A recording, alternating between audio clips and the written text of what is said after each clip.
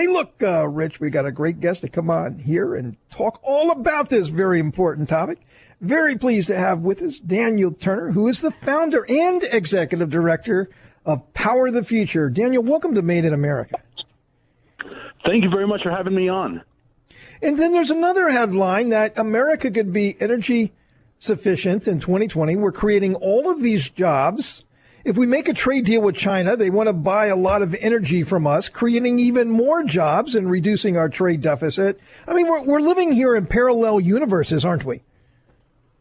Absolutely. People need to remember that it wasn't very long ago that Jimmy Carter told us we were going to be hitting peak oil and we were going to be out of it completely. And yet in the last 15 years, we've discovered so much oil and gas and fossil fuel reserves that we're now the world's leading oil-producing nation.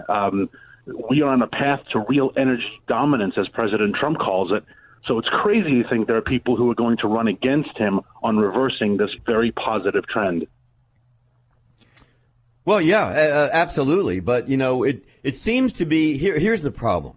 And the media is at fault for this. And as they were with the Obama scenario, they're creating an image. They're creating the idea. They're creating the crisis, even if there isn't a crisis.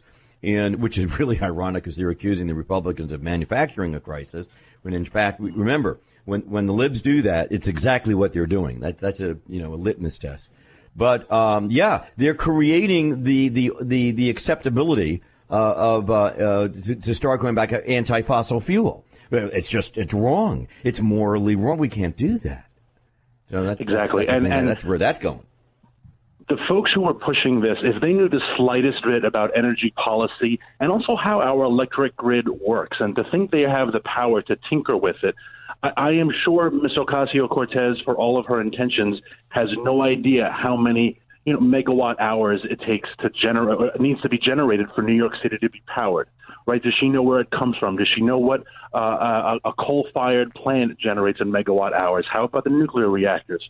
So she's talking about these things. Well, we'll just get rid of fossil fuels as if, chopping off your feet means, well, we'll just keep walking anyway. It's nonsense that they are making these proposals when they really have no idea how energy works, how the electric grid works, and how our economy would literally come to tatters. Australia just threw out their prime minister because they pushed a Green New Deal in Australia, and Sydney and Melbourne were having brownouts because their electric grid could not keep up.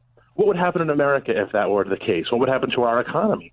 So it's crazy these people are making a lot of looting. That's what would happen in America. I saw that movie, The Book of Eli, with Denzel Washington. Yeah. Pretty scary apocalyptic vision. So Daniel, tell us, what is the Green New Deal? I mean, what is it? Where did it come from?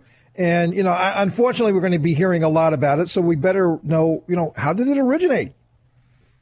Yeah, it seems that the Green New Deal was literally cobbled together by a bunch of interns over a weekend.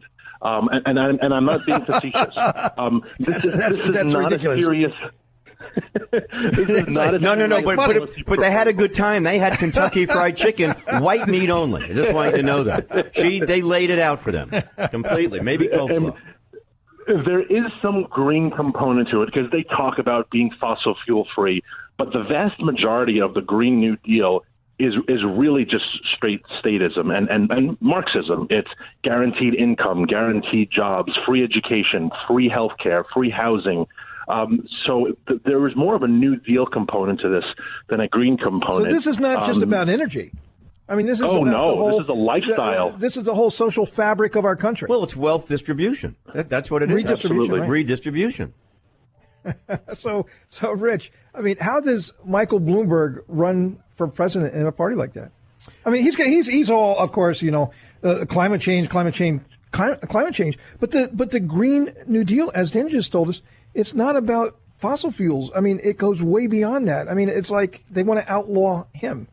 Well, it pretty funny, I think. I mean, no, it's pretty funny. Part of it is he might consider changing parties. Well, I don't know. I mean, first of all, what does he do? He goes downstairs to Chase, because it's in his building, and he takes some money and he goes and he buys what he wants to buy. But no, the reality of it is that it is a redistribution. It is a denigration of our economy and all the things that are making us go forward. It would immediately stop. But it is also a discussion of going into renewable fuel and things like that. John Hofmeister, who I've read everything he's written basically in his book. And he's a former president of Shell Oil. He's a great guy, great speaker, does really, really well. And he's involved he's the CEO of Citizens for Affordable Energy. And he understands renewable energy. I mean, he knows it better than most people. And he said the problem, and I'm cutting to the chase, the problem with renewable energy such as wind and solar is that there's no critical mass.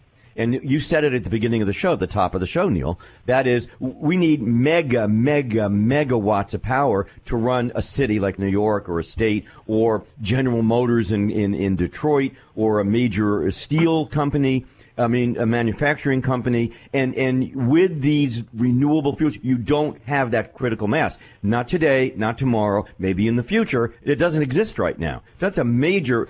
When you come to that fossil fuel discussion, that's a major flaw. There's got to be a bridge. Yeah. There's got to be a bridge to the future, and I think that's what's missing here. Hey, Daniel, very quickly before we got to go, we got this little trade war going on with China. There's kind of telegraphing that, hey, maybe there's a resolution, and that China is going to buy more stuff from us. I mean, how big would energy exports to China potentially be if China became a very important energy customer of the United States? And could we even supply China? Do we have enough ourselves? Do we even have the delivery system to supply China? It's a great point, and as Anwar is getting ready to come